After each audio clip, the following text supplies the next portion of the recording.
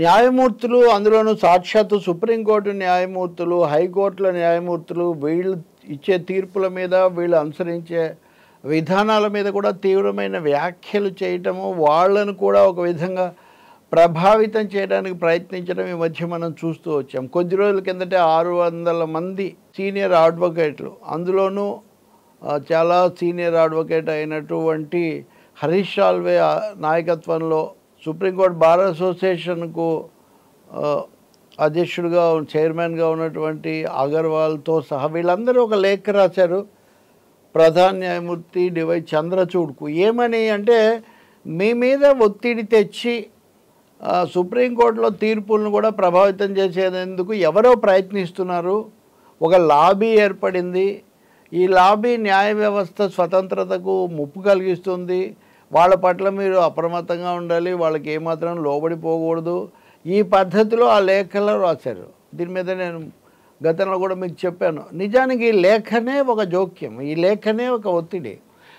ప్రధాన న్యాయమూర్తి CJI Chandrachud bail ఇవ్వకపోవడము, ఇవ్వడానికి సంబంధించి చేసిన వ్యాఖ్యలను దృష్టిలో పెట్టుకొని ఆ లేఖ నేరుగా సిజేఐ మీద దాడి చేయడానికి ప్రయత్నించింది అని కూడా చాలా కీలకమైన న్యాయ నిపుణులు విమర్శించారు. ఇది ఇంతకంటే జోక్యం ఇంతకుముందు ఎప్పుడూ లేదు అని. న్యాయమూర్తులు ఏం చెప్పారో ఏం చెప్పకూడదో కూడా వీళ్ళే చెప్తున్నారని సుప్రీంకోర్టు మాజీ న్యాయమూర్తి జస్టిస్ బి లోకూర్ ప్రత్యేకించి దీని గురించి మాట్లాడారు. ఇంకా చాలా ముందే అది మనం ఇదివరకు చెప్పుకున్న విషయమే.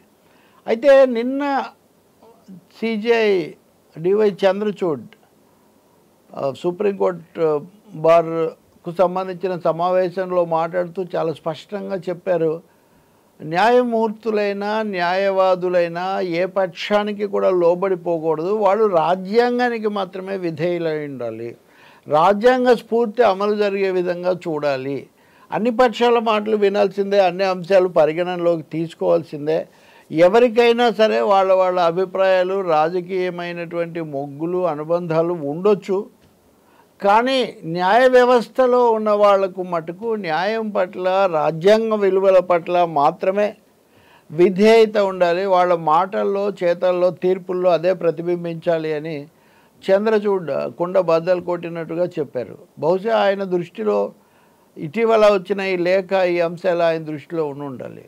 న్యాయమూర్తులు ఒకసారి సుప్రీంకోర్టు ఒక తీర్పు ఇచ్చిందంటే అది జాతి యొక్క ఆస్తి అవుతుంది, అది అనుసరణీయం అవుతుంది.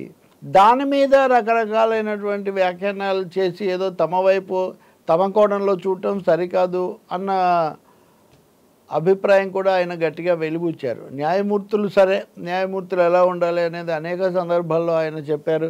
వాళ్ళు చాలా స్వతంత్రంగా ఉండాలి, అన్ని అంశాలు దృష్టిలో పెట్టుకొని తీర్పులు ఇవ్వాలి తప్ప ఏదో ఒక వైపునే పాక్షికంగా చూసి తీర్పులు ఇస్తే కుదరదు, రాజ్యాంగమే మనకు మార్గదర్శకంగా ఉండాలి అన్న మాట కూడా చెప్పారు. ఉదాహరణకు నిన్న కూడా సుప్రీంకోర్టు ఉత్తరప్రదేశ్ ప్రభుత్వం చేసిన మదరసా చట్టాన్ని ఇది లౌకిక తత్వానికి విరుద్ధం అని ఆ రాష్ట్ర హైకోర్టు కొట్టేస్తే, లక్నో హైకోర్టు దాన్ని సుప్రీంకోర్టు ధర్మాసనం తోసిపుచ్చింది. ఎలా ఈ మదరసాలు అనే వాటిని ఎలా నిర్వహించాలి అని చెప్పేటటువంటి పర్యవేక్షణ కోసం ఒక వ్యవస్థలను ఏర్పాటు చేయాలని చట్టం చెప్తుంది. అది ఎలా లౌకిక తత్వానికి విరుద్ధం అవుతుంది? ఏం చెప్పాలని వాళ్ళు ఏం చెప్పడం లేదే, అసలు మదరసాలను గురించి చెప్పడమే అదేదో లౌకిక తత్వ విరుద్ధం అంటే కుదరదని హైకోర్టు తీర్పును కొట్టేసింది. అంటే ఇక్కడ రాజ్యాంగబద్ధత, రాజ్యాంగ స్ఫూర్తి నిలబెట్టడం కీలకం తప్ప రాజకీయ కోణంలోనో ఇంకో కోణంలోనో తోచిన భాష్యాలు చెప్పుకొని నచ్చలేదని వ్యతిరేకించడం సరికాదు అని ఆయన సందేశం ఇస్తున్నారు. అడ్వకేట్ల గురించి కూడా మాట్లాడారు సిజేఐ చంద్రచూడ్. న్యాయవాదులు కూడా ముఖ్య పాత్ర వహిస్తారు, వాళ్ళు ఒక అనుసంధానంగా ఉంటారు. కానీ న్యాయవాదులు కూడా ఈ మొత్తం అంశాలను దృష్టిలో పెట్టుకొని రాజ్యాంగ స్ఫూర్తితో వాళ్ళు మాట్లాడాల్సి ఉంటుంది. వాళ్ళ పాత్ర కూడా చాలా ముఖ్యమైనది. లాయర్లు లేకుండా ఈ న్యాయ వ్యవస్థ, కోర్టులు ఇవన్నీ మేము ఊహించలేము. కానీ దురదృష్టవశాత్తు ఇటీవల కాలంలో కొంతమంది న్యాయవాదులు ఈ ప్రమాణాలకు భిన్నంగా వ్యవహరిస్తున్నారు. తీర్పులు చెప్పిన వాళ్ళ మీద వాళ్ళు ప్రత్యారోపణలు చేస్తున్నారు, ప్రభావితం చేయడానికి ప్రయత్నిస్తున్నారు అని చంద్రచూడ్ అన్నారు. నేను ఇందాక చెప్పినట్టు ఒక 600 మంది లేఖ రాసి సుప్రీంకోర్టు ఏదో లాబీకి లొంగిపోయి చేస్తూ ఉంది. ఉదాహరణకు ఒక ప్రొఫెసర్ సాయిబాబా విడుదల, అది హైకోర్టు జరిగింది. సుప్రీంకోర్టు కూడా మీడియా స్వేచ్ఛకు సంబంధించి కానీ, పౌర హక్కులకు సంబంధించి కానీ, లౌకిక తత్వానికి సంబంధించి కానీ అప్పుడప్పుడు కొన్ని మంచి తీర్పులు ఇచ్చినప్పుడంతా వాటిని ప్రశ్నించడం జరుగుతూ వస్తుంది. ఎన్నికల బాండ్ల విషయంలో కీలకమైన తీర్పిస్తూ ఇవి రాజ్యాంగ విరుద్ధం అని సుప్రీంకోర్టు చెప్పిన తర్వాత దాని మీద దాడి చాలా పెరిగింది.